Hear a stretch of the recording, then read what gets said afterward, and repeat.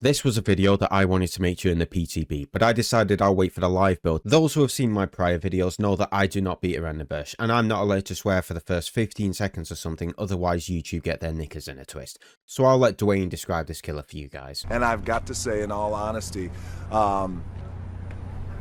it's the biggest piece of dog shit. Everyone's laughing, by the way, but it's true. Look at all, everyone's like, yeah, big piece of dog shit. Not even a hard, dried up dog shit for 7 days. It's the soft dog shit. It's like baby shit. It's like that. I've been playing this game for over 2,000 hours. I've experienced very frustrating and flat out stupid mechanics and situations. This killer, however, is the first time that I've been legitimately livid at mechanics on my own character. Normally, it's something that I'm not directly responsible for, such as solo teammates throwing shack pallet 2 seconds into a match and then getting hit anyway, or Swiss with perks that make it impossible to pick up. Nothing about this killer works or even makes sense. There are no redeeming qualities about this killer from a gameplay perspective, and she is the first character ever added to this game where I don't understand why she exists. She does nothing any other character doesn't already do, but better. In fact, I'm gonna go out on a whim here. I'm pretty sure they decided, hey, we'll make a killer with a dog, and then we'll give skins to the dog and we'll make a bunch of money off of it. And then that was it. That's where the pitch ended. And then everything else about this killer was an afterthought. This is evident by them releasing her with a paid-only skin that changes the dog. Compare that to prior releases like Twins, where Victor literally doesn't change no matter what skin you're wearing, and I think it's safe to say this was a big factor when the killer was conceptualized. So to decide whether a killer is worth getting, we'll start with the perks, because even if the killer is not one you're interested in, you might be interested in the perks they have for the killers you actually do play. So, are the perks worth it? No. We have Thunder Thighs, Merciless Storm but for self-caring, and Behavior Can't Be Bothered fixing Scourge Hook RNG, so we'll just make you run another perk to deal with it. Of the 3 perks, only the Scourge Hook one is worth running consistently. When a survivor is unhooked, it will convert that hook into a Scourge Hook if it isn't one already. Also, if you hook a survivor on a Scourge Hook, it will show you the generator with the most progress for 10 seconds. Not too bad. Next we have No Quarter. When a survivor reaches 75% progress while self-healing, they'll get continuous skill checks. Dog shit. Nobody runs Merciless Storm, which does the same thing but for generators, because the skill checks are piss easy to hit. Why would you ever run this? Not only that, but it only works when they're self-caring, not healing in general, making it even more useless. Last we have Rolling Thunder. When you fall, you get an increased lunge for 20 seconds. This would be okay, but the distance you need to fall is quite high, equal to or a little less than balanced landing, which obviously leads to multiple issues. First, you can now only get value out of it on certain maps in certain spots. Second, almost all the time you'll be falling mid-chase, it will be following somebody else who has already fell mid-chase, meaning if they're running balanced landing, this perk won't make up for the distance that they gain with balance, and if they aren't, you'll be getting the hit anyway because they'll be staggered. Also, there is a map-wide noise whenever this triggers that the survivor can hear, so it's not like you can surprise people with it. I'm not saying this perk is completely useless, but the situations where it will actually get you a hit are so niche and inconsistent that it's just not worth running it. I will never make a criticism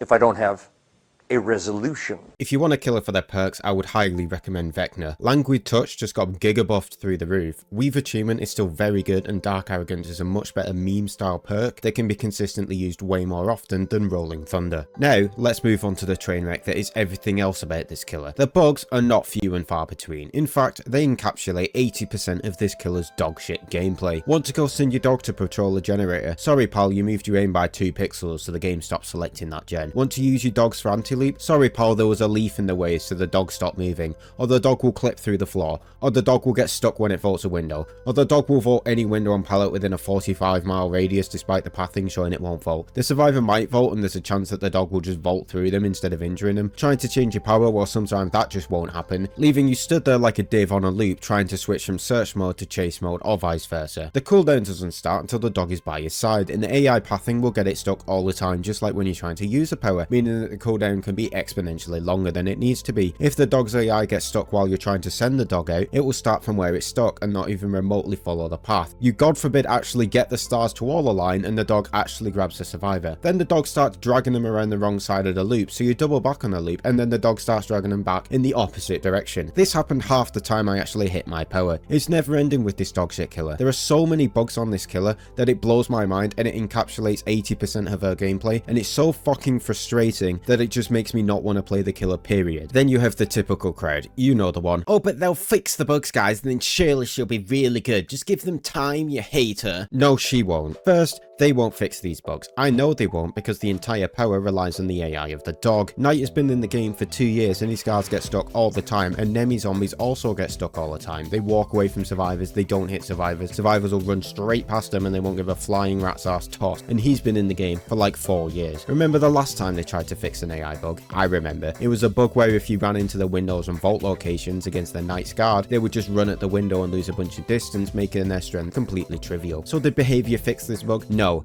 They just put an effect on it when you do it now, and now it's a base kit mechanic for counterplay on him. But don't worry guys, they will definitely fix the Houndmaster's AI bugs this time round. Promise. So that was a fucking lie. The gameplay showcasing the Knight is from a YouTuber named Tofu. He did a fantastic video showcasing just how exploitable the guard's AI is, and I would highly recommend watching it. I'll leave a link to his channel and video down below. So she's bugged as hell. Let's get into her power. Her power is crap. Even if every single bug was ironed out and she ran flawlessly, it's just a more awkward version of Death Slinger. Let's compare the two. Slinger, you aim in with your gun, you shoot your gun, you reel them into you in a straight line from where they are, and if they break free, they become injured and / or go into deep wound. If not, you slap them with your gun. Houndmaster, you charge your broken ass AI dog up, slowing you right down, and you throw your dog out. You then get 1 second to redirect the dog when it's done its initial path, putting your camera into the dog's eyes facing where it was last looking. If the dog's skinny hitbox hits an enemy, the dog grabs the survivor, reels them in towards you, assuming it isn't dragging them around the wrong side of the loops here. Then, if they break free, they aren't injured. If the survivor comes along, they can let them out of the dog's mouth and they walk free. So,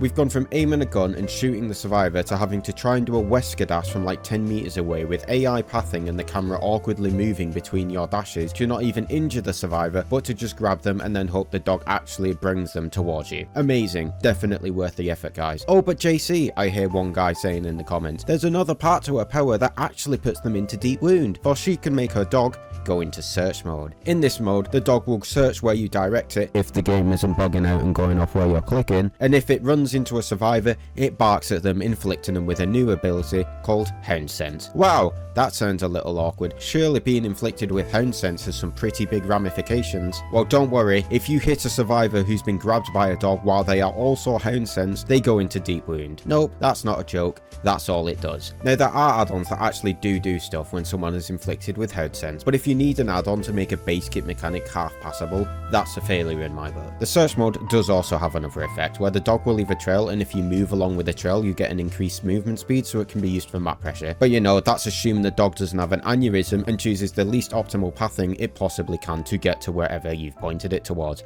Oh, but JC, maybe you can make the dog search ahead while you're in the chase and then use the trail to get a speed boost and catch up to the survivors. Nope, that's far too creative. While you're in a chase, you don't get any speed up while walking along the trail. So Too Long didn't give a shit. We have a killer whose entire power is dictated by AI coding by a dev team notorious for terrible AI, with a power that is clunky to use for a worse payoff than another killer has with 1/10 the effort, with map pressure ability that is also dictated by AI that doesn't work 80% of the time. This isn't even getting into how dog shit the killer is visually when using the power. The dog is constantly glitching and moving around at Mach 1 with no animations moving whatsoever, and it looks like something out of the PS2 era. And for those skill issue nerds in the comments, I don't care. I just don't. This isn't even about her being weak. I literally main Sadako, who is so weak right now, survivors can delete her entire power with zero way for you to stop it. At the end of the day, the Houndmaster is 80% bugs for a non-unique power that is outclassed by another killer with way less effort. So why the flying fuck would anybody waste their time getting good with this killer when Slinger can do 80% of what she does for 10% of the effort? A killer who, by the way, already feels like shit because the mouse movement with him is so shit that it makes it feel like your mouse is moving through custard. Conclusion,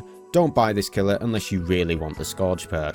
It's the biggest piece of dog shit. That's all for this unhinged rant. Sorry the audio is all over the place. I've been fighting with my piece of shit mixer all day and it's just doing whatever the fuck it wants. Anyway, I'll see you guys in the next one, which I can promise is not going to be gameplay of this dog shit killer, because if I have to play one more second of her, my fist will be going through the monitor.